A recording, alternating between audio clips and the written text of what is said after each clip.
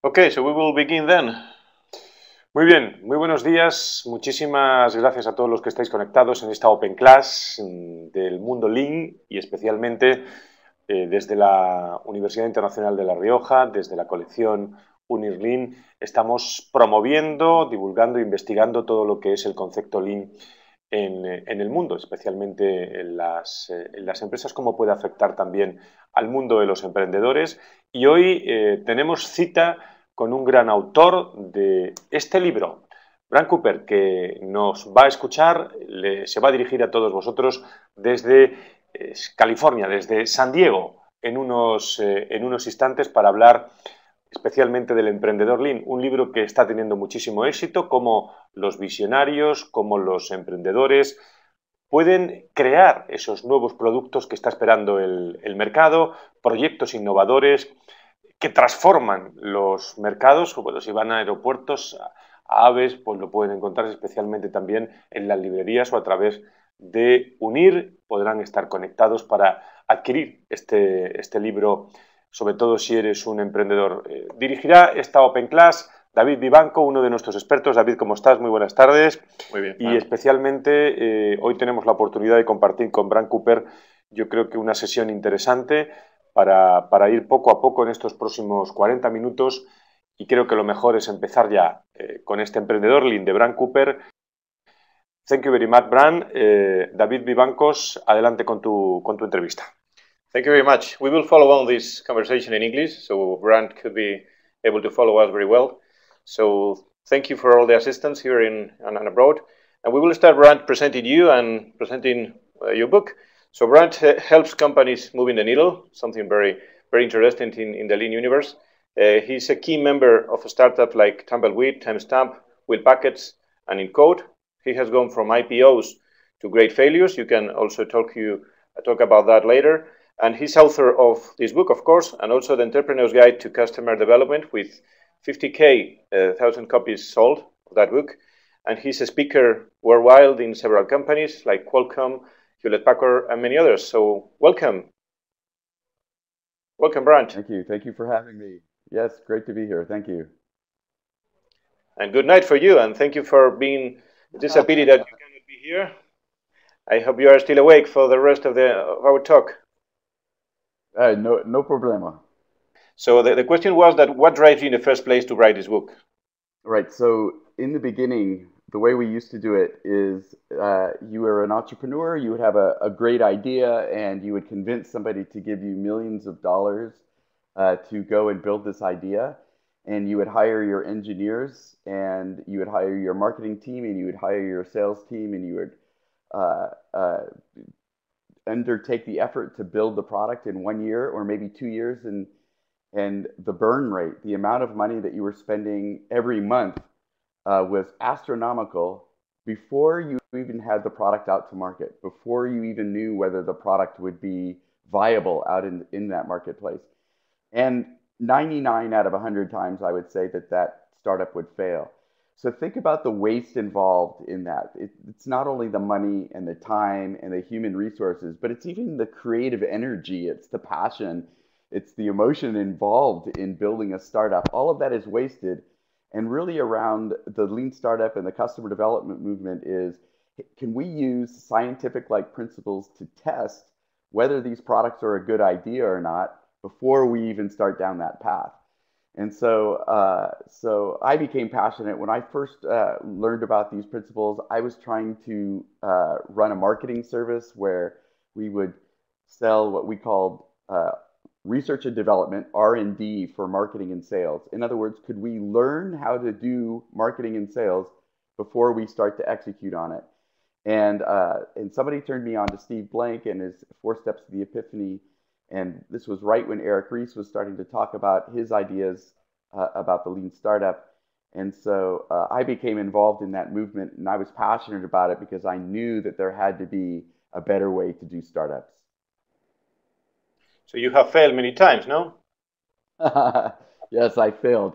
I've been in brutal failures, and I understand the passion that one has about their idea. And you really, at the beginning, you think that it cannot miss. everybody is going to feel the way I do about this product, and so it's just it's hard.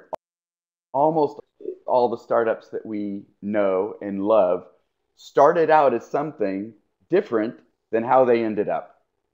And so there's example where really the true visionary, the true entrepreneur visionary is not the person who is tinkering away in a garage, who suddenly has a moment of inspiration and they go and build that product. The true visionaries are the ones that want to change the world in a particular way. And then the way they do it isn't as important as how relentless they are in pursuing that change. By the way, you are not alone. I have been creating companies for the last 20 years too and failed too. So we are many more. Yeah. We all fail, right? That's actually... Yes, of course. I think we all have to fail because you really have to cross that line. And this 20, or maybe, as you said, 1%, but maybe a little bigger in some sectors. But I think you have to go and cross that line and fail sometimes too, so really you move the needle correctly. So let's go for the second question then, Brant. What problem in the Lean universe this book is aimed for? So if people have read Eric Ries's book, The Lean Startup, or if they've read some of Steve Blank's work, a lot of what they talk about is really the why. Why we should, it's sort of like the question that I just answered. Why should we be doing this in a different way? And what I wanted to do with this book is a couple of things. Number one, I wanted to show people actually how to do it. So get very detailed, get into the weeds of exactly what we mean by, for instance, running experiments, or exactly what we mean when we talk about how do we use data to inform our decisions. What data? We're all drowning in data. So you actually have to choose the right data. And also I wanted to be able to provide a number of real case studies that had emerged in the last 10 years or so. A lot of different case studies, both how people did these sort of things as successful entrepreneurs in the past, and how are people using these principles today in all sorts of sectors, in consumer, in large enterprises, in business to business. So I wanted to cross the spectrum, even in social impact businesses. So I wanted to show examples from a wide variety of industry sectors, and then I wanted to show people how to do it. Regarding the cases, did you have to pick one of these case studies where that sort of summarizes the essence of the book? Which one should it be? My favorite case study happens to be the app fog example, Lucas Carlson. So to me, I like it. He's a startup. He's a kind of a hacker guy. He likes to code, and he was working on a bunch of different projects, but none of them were really taking off. And he programs in a program called PHP, right? So this is a very popular internet development language. And he was online in a forum called Hacker News. Maybe you have Hacker News in Y Combinator, no? There. Yeah, there's it's a bunch of people that are like him, right? They all program, they're all developers. And he was on a thread where there was other people that were programming in PHP. So first thing I would like to point out is that this is how we define a market segment. A market segment isn't about demographics. It's not about your gender and how much money you make and how old you are and where you live. The market segment is that all these people had the same pains around developing in PHP, right? So that's what creates a market segment. And they hang out in the same place and they talk to each other and they refer solutions to each other. So that was sort of lesson number one, is we have to think about market segments in slightly different ways. But so on this thread, they were talking about, well, we need cloud services for people that program in PHP. And there was an analog in the market, which was a company called Heroku that had cloud services for Ruby on Rails. And so Lucas decided that he was going to go and build this product. And it was late one weekend. It was a Friday night, and his wife said, "Oh, it's late, come to bed. So you can work on this over the weekend." So what Lucas did is he built a one-page website a landing page that just said, Heroku for PHP. So sign up here. Cloud services for PHP, sign up here. And he took that one-page website and he put it into a Hacker News thread and went to bed. He woke up the next morning, 800 people were signed up for his service. So this is market signal, right? There's people saying, yep, I've got this pain too. So he's thinking, okay, gosh, I promised these people this product. I have nothing to show them. I better get working. So he starts coding, starts writing his code. He said he's going to build a rock solid platform. He's going to knock it out of the park. Everybody's going to love his product. It's going to be his great success. He codes and he codes. A week goes by, 2 weeks go by, 4 weeks go by, and he's thinking, he's got 4,000 people signed up now, and he's thinking to himself that it's going to take a year for him to finish the product the way he's doing it. So he's thinking sort of this old school way, what happens in a year? What happens to those 4,000 people? What happened to those 4,000 people that I promised them access to my product and I don't have the product yet? So he knew he was in trouble, and then he had this stroke of genius. He decided to give them a survey. And this was not a regular marketing survey with only 9 questions, check boxes and radio boxes. You could finish the survey in 9 seconds. This was like 9 pages of surveys, huge open-ended questions. You know, why are you here? What are you trying to accomplish? You had to fill in the boxes, the text boxes. It takes an hour to fill out this survey. So he puts the survey out to all 4,000 of his users. It takes them an hour to fill out the survey. He's hoping that he gets 12, 24, 36 people, because that's a group that he can work with. 2,000 people filled out this survey. It took them, he did data mining on all 2,000 responses. He read every response. And what he figured out is that if he had just built 3 features, 3 primary features, that he would have them. And what's interesting is that even though he was part of his own market segment, they weren't the 3 features that he would have prioritized. So you have to go to your market. But so he built just those 3 features. Took him a week. He launched it, and he just rocket ship, exponential growth, raised $10 million. He just had an exit like about 6 months ago. And so this is a great example of a minimum viable product, right?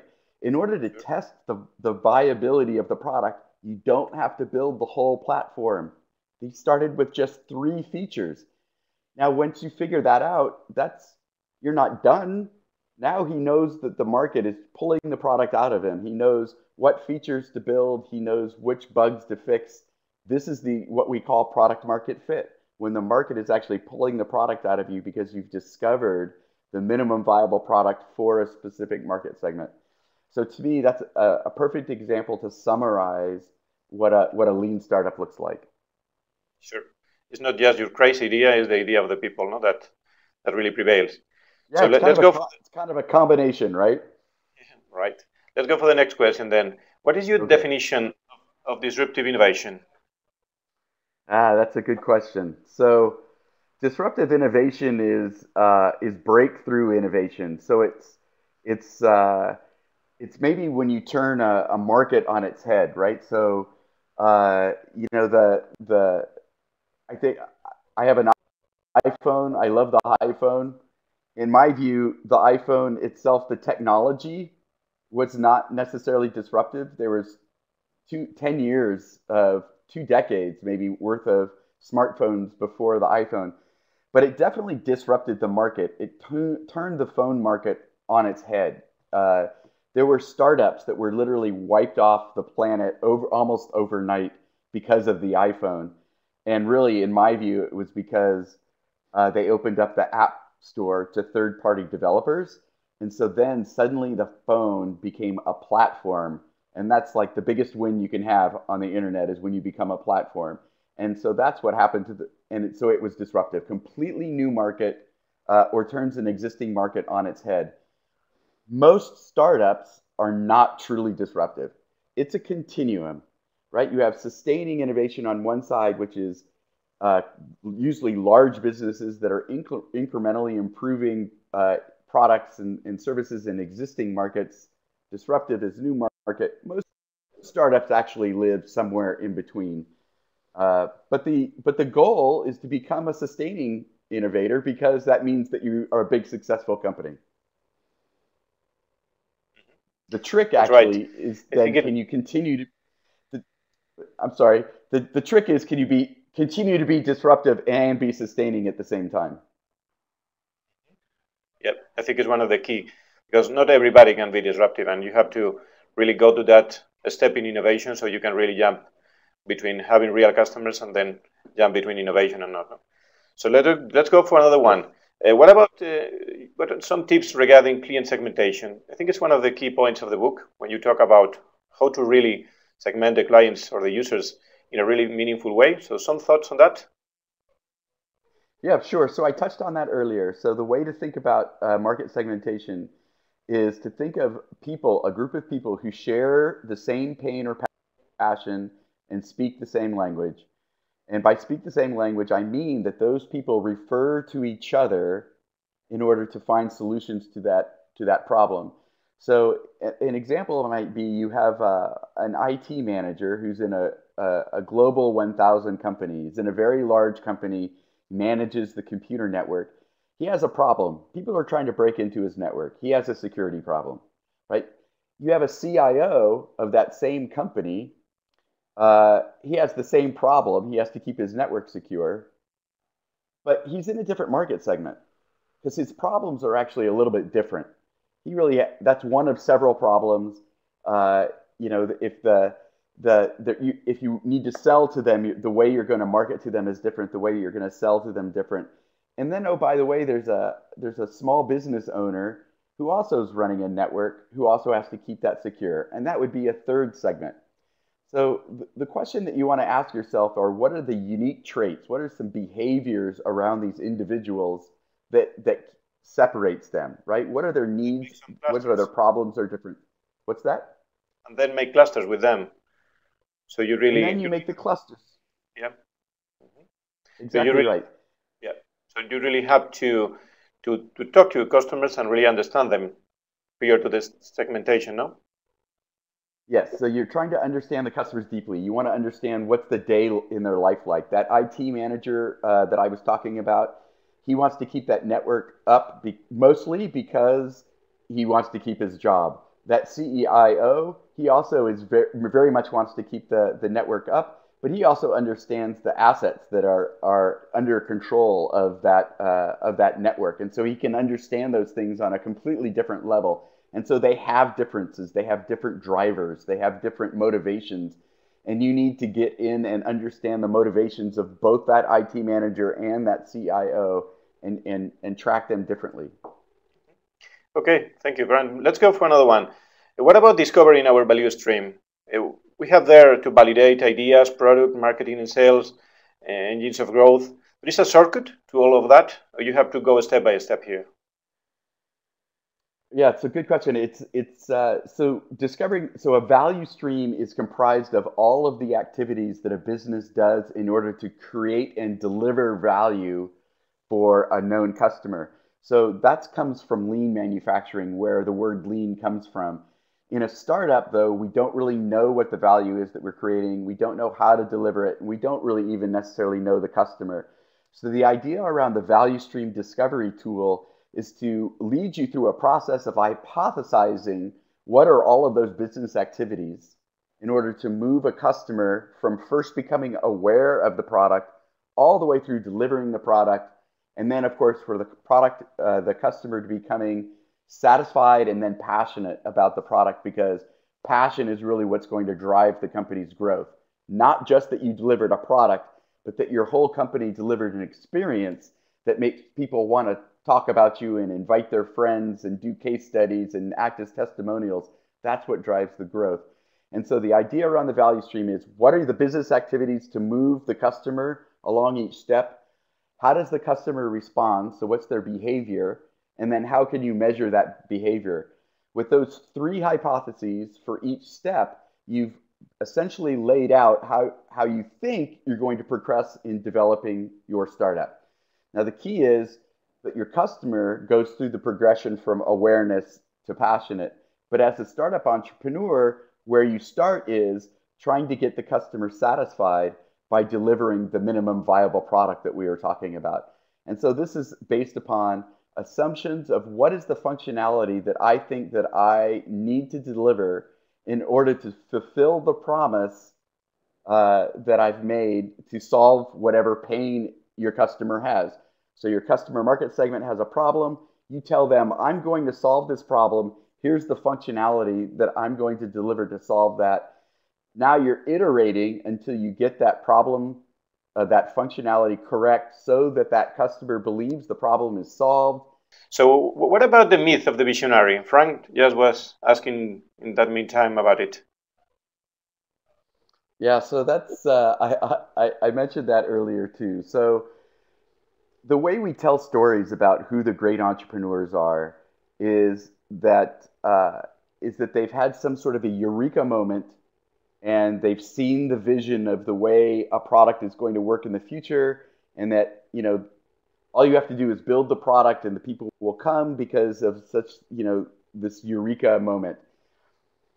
We tell the story about, here in the United States, we tell the story about Thomas Edison. We use Henry Ford as an example, and of course, most recently, Steve Jobs. And it's, you know, sometimes it's almost amusing because we literally here in the U.S. we say that entrepreneurs start in a garage. We think that's the greatest thing in the world, that they started in a garage. And we usually say that they dropped out of college and that they were poor and all of these other things. And we just make those things up because human beings love stories. The fact of the matter is, though, that that's not how people became successful. It's not how the entrepreneurs succeeded. In the end, what made them successful was that they were relentless in pursuit of changing the world, and their vision changed a bunch of times.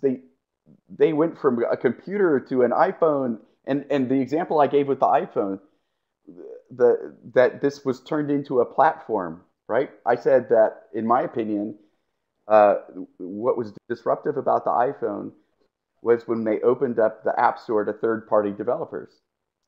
Steve Jobs opposed opening up the App Store to third-party developers. So if he's a visionary, why didn't he see it?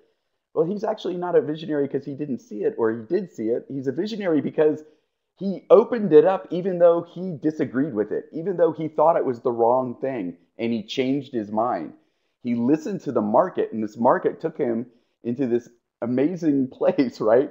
But it was because he listened to the market, and because he was able to change his mind when he was proven wrong, and surround himself with brilliant people like John Ives that designed the iPhone. That's what makes Steve Jobs a visionary, not that he was tinkering in a garage somewhere. Regarding clients and talking about Steve Jobs, do you have some kind of tip regarding clients, some magic trick to turn them from satisfied to that kind of magic customer we can call maybe passionate or? Yeah, so I think it just so much depends upon the business, right? I think that sometimes the product is so amazing, the user experience is so mind-blowing that people can become passionate about it. But more often than not, and this is really the trick, I guess, more often than not, people become passionate not because of just the product. You have to figure out other things that make them passionate. So in the United States, Zappos, Tony Hsieh, right? It's famous for customer support. His whole reason for being is customer happiness. So he randomly upgrades people's shipping to overnight shipping, right? So you're buying shoes and you have to wait a week. What happened now with Tony in Vegas? They are keeping the downtown Vegas, or had changed right now the directions or so on, no? Yeah, so you know, most people don't know that the Strip in Las Vegas is not downtown. There's actually a completely different section of Las Vegas, which is a traditional downtown, and it's really neat area. It's quaint and it's a little bit run down, you know, but there's a lot of startup activity there, and so Tony Hsieh is investing a lot of time and money there to build the startup community in Las Vegas, which is amazing. And actually, those are the type of things that create passion, right? So you can, if people see you as a company that are investing in community or investing in charities or investing in going green or investing in new ways of distribution or even providing value in your content marketing. These are ways that companies are driving passion above and beyond just the product.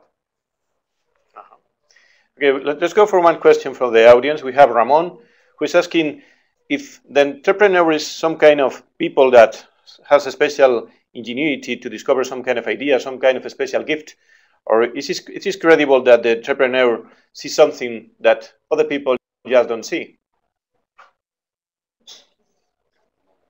Yeah, I don't think that you have to be born, again, I don't think you have to be born with something magical to be an entrepreneur. I think that the game is changing. I think you can teach entrepreneurship. I think this is one of the great things that UNIR is doing. I think you can teach it. I think if you sit around and wait for the good idea, the great idea, maybe it doesn't come. I think the trick is to go find a group of people that have a problem that needs to be solved. And so even the Lucas Carlson example from AppVog, he was just a hacker guy who needed cloud services for his PHP programming, and he was hanging out on Hacker News with a bunch of other people that had the same problem. And I think that Elon Musk is a great entrepreneur, right? But electric car, it was not a great vision. I mean, people were already doing it. Going to space was not like an amazing vision. People were already doing it. Steve Jobs, people were already building computers before Steve Jobs did. People were building smartphones before. And a matter of fact, one of the inventors of cell phones is in San Diego, Irwin Jacobs, and he's a brilliant man and an amazing entrepreneur. But people thought about having handheld phones, right? I mean, go watch an old edition of Star Trek in the 60s, and they're walking around with flip phones. So I think that people get stuck on trying to come up with this an amazing idea rather than focus on go solve a problem. Yeah. Find a group of people that have a problem and go solve it. You mentioned Elon Musk. I think it's the next big figure there. I think this is making amazing things. Of course, in the space sector, he's driving the cost down, and he's maybe the next Steve Jobs, no? Yeah, it's quite possible. There's, the industries that he's chosen to act in are so capital intensive that it's very difficult. It takes a lot of money, and you have to raise a lot of money, and that always, when you raise money from traditional means, they're looking for a return on investment, and the projects that Elon are in take a long time before anybody's going to see a return on the money. But good on him. We need people taking on the big problems. Sure. Okay, let's go for another question for the audience. We have Rodolfo, who asks, what is your recommendation to start a business in Spain? To have an extensive professional experience, for example, which sector should be the best one, in your opinion, to launch a startup right now? I wish I could answer that.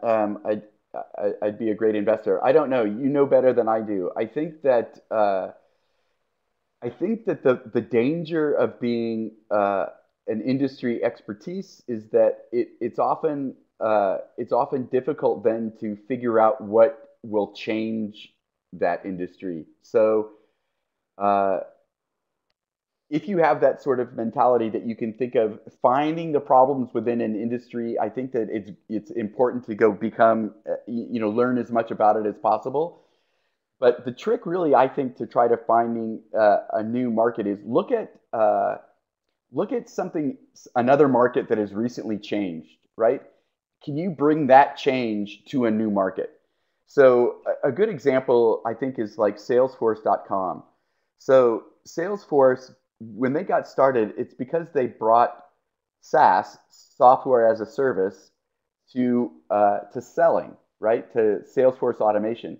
We're talking, Brant, about that your book is really having an impact here. So let's go for another question. I have one already about how do you identify a vanity metric? Because I think it's one of the most important issues and critical to use the right information, to convert that data into information that is really useful to your company and not getting the vanity stuff.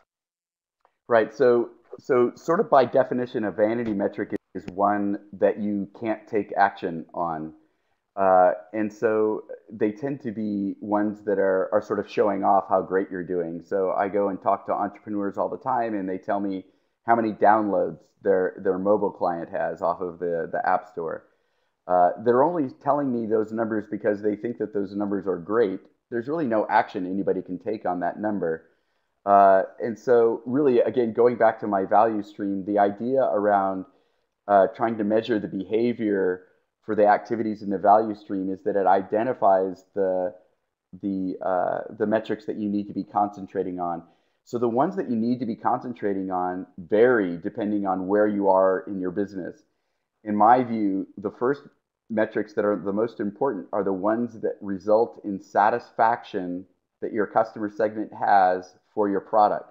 So you should make a hypothesis-driven approach to this, right? So you can say, okay, I'm like a YouTube, right? So the functionality of being able to upload a video, share it to my friends, and then my friends can come and watch my video. That's the minimum functionality I'm guessing I need to provide. I'm not even going to do logins. I'm not going to do, my profile. I'm not going to do my avatar. What's the minimum functionality I can do? And if I do that right, will my users be satisfied? And so I will say, if I build that functionality, the ability to upload a file, share it with my friends, and they can come and watch the video, if I build that and I give it to 100 people that are in a market segment, maybe they're like me, I'm going to guess that I can get 25 of them will come and watch the video, right? So you build that technology, you send it out to 100 people, and you measure what the response is. And even more than that, you can say, listen, the people that are satisfied with my product, they will also upload a video, and they will also share it with their friends, and they'll do this once a week. And so now, over time, you've got this metric that you can measure whether people are doing that. Go ahead. I think that sort of answer we have another question by Eduardo Lopez, that how did you pick your idea? You had some business idea, how you know this is the appropriate one? And I think that the answer you just gave it, no? You have to really test it as long as you can, no? Yeah, you don't know, right? So I think, again, you should be able to go and find a bunch of people that have the problem that you think that you're solving. So don't think about it in terms of the solution and the technology. Think about it in terms of the problem that you're solving. Go find a handful of people that have that problem that are going, yeah, I'd like that problem solved. That's the way to go about it. Don't obsess. Don't think too much about the solution. Go validate that people have the problem. Okay, we'll be finishing with another two questions, if you don't mind. The first one is about, from your experience, the business models tends to change once you go through the waves of growth. They're different from the ones you start, or the business model is some sort of a static thing. Your business model, aspects of your business model might change, but the business model that you discover to be the winning business model will stay pretty static over time. Eventually, you'll add on additional components. For example, you might start by selling over the internet, but then you might have to also start selling via telesales or with even field sales into people, so that your channels might change. You start off with your early adopters, but then you have to bring in other market segments, and those market segments end up dictating how you need to deliver product to them. And the same thing might happen with the strategic partners that you have to acquire. And the same thing might even happen to distribution. Your distribution changes, for example, when you have to go overseas versus just shipping domestically. So there'll be aspects of the business model that change, but the fundamental business model will remain constant until you need to disrupt it again. But that's usually down the line after you've become successful, though I can actually think of an example that's maybe not the case. So there's a lot of web-based startups that are now switching their business models over to mobile only. And that's because the technological transformation happened, sort of while they were still starting out. So there are examples when you would have to change your business model, but it's because something has changed, something drastic has changed. The economy or the technological transformation underneath you. Thanks, Brant. We're running out of time. Let's go for the last question. Any advice for the Death Valley for our fellow entrepreneurs? For the Death Valley. In my view, the Death Valley is when entrepreneurs are focusing too much on features and trying to get more eyeballs rather than trying to figure out what are the right features for a very narrow, small subsegment that's driving real value. And so I think people are just trying to cross the valley without any water. And so in order to get water, what you need to figure out what that core value prop is so that your market segment is pulling that product out of you, and you know you're onto something, and then you know what features to build. Instead, entrepreneurs do I just think I'm going to find success if I keep building features, and that rarely, if ever, works. I hope that was helpful. Thanks for the questions. Yeah, sure. So, Brant, we are really very thankful to have you here from the night in the sunny California and to here from Spain in the day, a rainy day today. It's a pity you couldn't be here to really show you all the UNIR installations and, of course, have with you a paella or something like this here in Spain.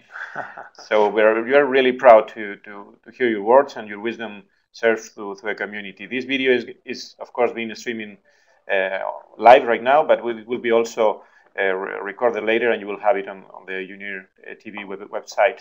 Also with subtitles, we will have it too, in Spanish. So thank you very much, Brant. I don't know if Fran wants to give you a last... Tan solo decirle a Brant si le gusta la imagen de cómo ha quedado su libro traducido al español. Fran is asking if you like the look and feel of the book in Spanish. You have a really nice pictures inside, but the outside, what about it? You like it? Yeah, no, it looks great. I like the green. That's good. Each of the books has a different color. That's right. Thanks from the side of Fran and from all the UNIR team that has made this possible. And good night. Hey, thank you very much. And thanks for all the support, UNIR. You guys are doing great work, and I appreciate you having me on. Sure. I hope we can still follow this UNIR initiative there in California and go see you again. Okay, sounds good. Thanks, guys.